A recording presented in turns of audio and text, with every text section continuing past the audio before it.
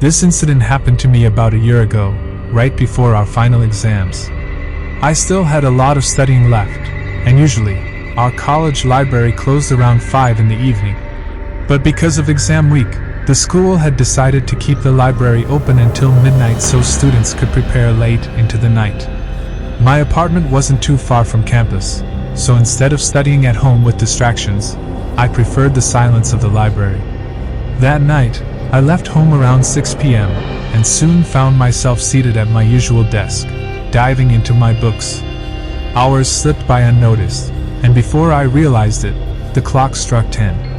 I had never stayed that late before. Normally, by 8 o'clock, I'd be packing up and heading home. At that time, there were still a few students around. But by 10, the library was completely empty. The silence was unnerving. I told myself I'd just finish the last 15 minutes of work and then head back. I was buried in notes when I suddenly heard a faint sound, the distinct shuffle of footsteps, almost like someone was limping. My heart skipped. Trying not to panic, I packed my books quickly and walked toward the exit.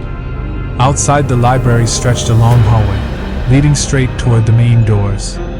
As I hurried through, I froze. At the far end of the corridor, just before the exit, stood a woman. She wasn't moving, just standing there in silence. I couldn't make out her face clearly, but the closer I walked, the heavier the air around me felt. A knot of dread tightened in my stomach. "Who's there?" I called out, my voice echoing down the hall. And just like that, she was gone. Relieved, I bolted through the exit and stepped onto the street. But the moment I did, I noticed something strange. Normally, this street was alive even late at night, students walking, cars driving by, people out for a late coffee. But now, it was dead silent. Not a single person in sight. My legs felt heavy with exhaustion and fear as I made my way home, staring at the ground. Then, I noticed it. A shadow stretching across the pavement, reaching toward me, though no one was there. Slowly, I looked up. A woman was walking ahead of me. She moved strangely, dragging her leg as if she were injured. She wore torn, dirty clothing, her hair was wild, and her arms and legs twisted unnaturally with every step. I caught up quickly because of her slow pace, but as soon as I got close enough to see her clearly, my instincts screamed at me, "Don't go any closer." I stopped dead in my tracks. My chest tightened. And then she turned her head slightly and whispered, "Where's my daughter?" The words sent ice down my spine. I couldn't even breathe. Panicked, I raised my hand and pointed far off down the street, muttering, She went that way." The woman gave me a vacant stare, and then slowly limped in the direction I had pointed.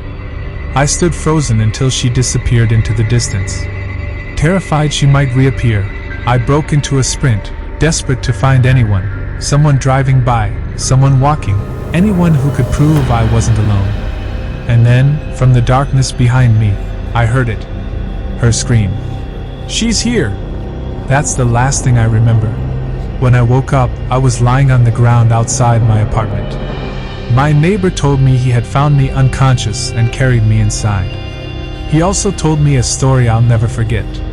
Back in 1999, a woman named Margaret Collins, age 34, lived near the college. She had a 9-year-old daughter who also went to the same school. One tragic afternoon, her daughter died in an accident on the playground. Margaret was devastated, unable to accept her loss. Not long after, people began seeing her wandering near the school grounds and the surrounding streets, limping, twisted, broken, forever searching for her lost child. And some say, she's still searching. Hi everyone, I hope you enjoyed this creepy story. Don't forget to comment your thoughts, subscribe if you haven't already, and stay tuned for more chilling tales. Until next time, stay safe.